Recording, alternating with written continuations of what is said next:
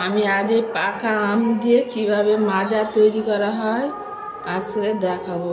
কত সহজভাবে বাড়িতে সবাই বানিয়ে খেতে পারবে। তার জন্য আমি 3টে পাকা আম নিয়ে নিয়েছি, আর এই দুটো ছোট বলে দুটো কাঁচা আম নিয়ে নিয়েছি। এই যে আমগুলো এই যে আমি সব টুকরো টুকরো করে কেটে নিয়েছি, পাকা আম কাঁচা আম। আর এই কড়াটা বসিয়ে দিলাম, এর মধ্যে ঢেলে দিয়ে দিলাম, দিয়ে পরিমাণ মতন জল দেবো আমি সিদ্ধ করার জন্য।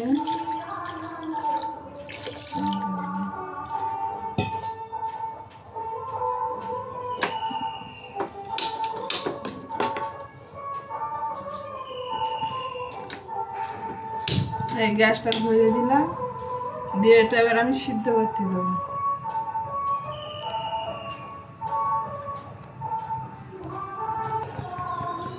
আমি একটু সামান্য লবণ দিয়ে দিলাম, দিয়ে আবার চাপা দিয়ে দেবো, দিয়ে সিদ্ধ করবো।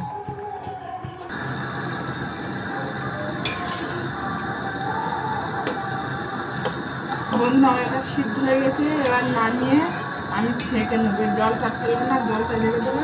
এটা ভালো করে ধুয়ে নিয়ে এসেছি এই গামলিতে, এটা আমি ছেঁকে নেবো।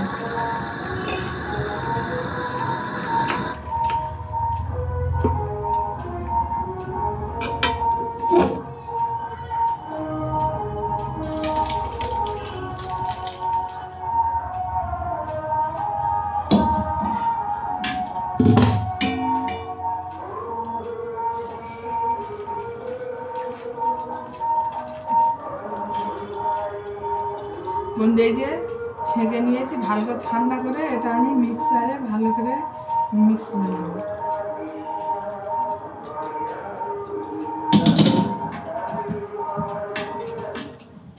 চিনির জলটা করে নেবো, তার জন্য এরকম একটা গামলা বসিয়ে দিয়েছি। এই যে 1 বাটি চিনি দেবো,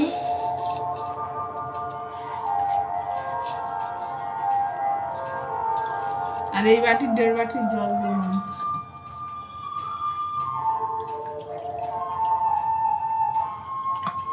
এই যে 1 বাটি জল দিয়ে দিলাম, আর 1/2 বাটি জল দিয়ে দিলাম।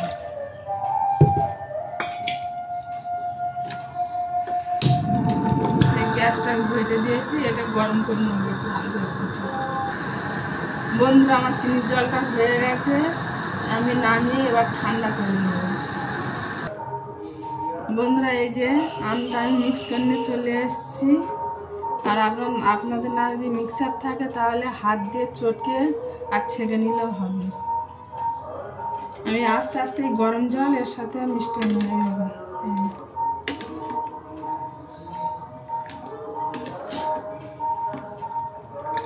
গরম জল আমি অলরেডি দিয়েছি, চিনিতে ফুটে রেখেছিলাম, সেই জলটা আস্তে আস্তে আমি গুলে নেব।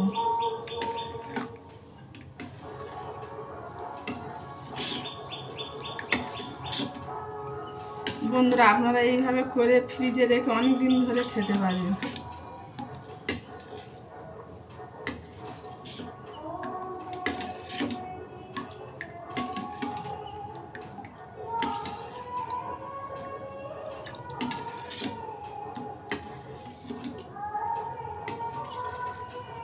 কিন্তু গাঢ় হয়ে গেলে ঠান্ডা জল দেওয়া যাবে না, কিন্তু গরম করে ঠান্ডা করে তারপর দিতে হবে। সরাসরি ঠান্ডা জল দিলে খারাপ হয়ে যাবে, বেশি দিন থাকবে না।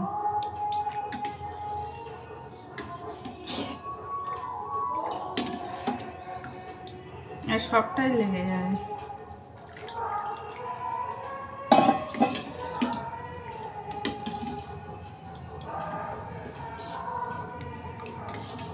বন্ধুরা আম তো এই সময় আমের সিজন, কম বেশি সবার বাড়িতে আছে আম।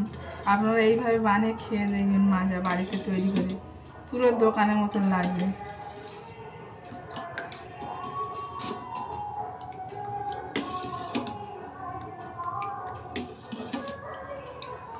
আমার এই হয়ে গেছে, আমি খেয়ে দেখবো কেমন হয়ে গেছে।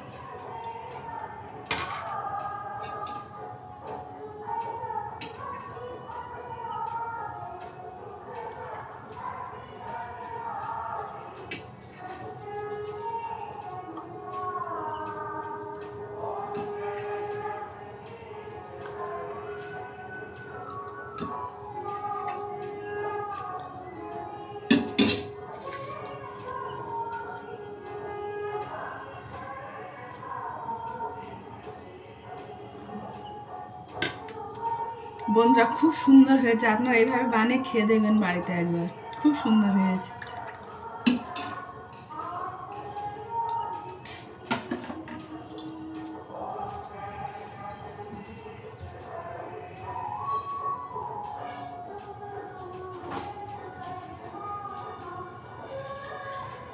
বন্ধুরা আমি মাজার বোতল আমার বাড়িতে ছিল আগের বোতলটা, আমি বোতলে ভরে আর ফ্রিজে দিয়ে রেখে দেবো, পরে খাবো।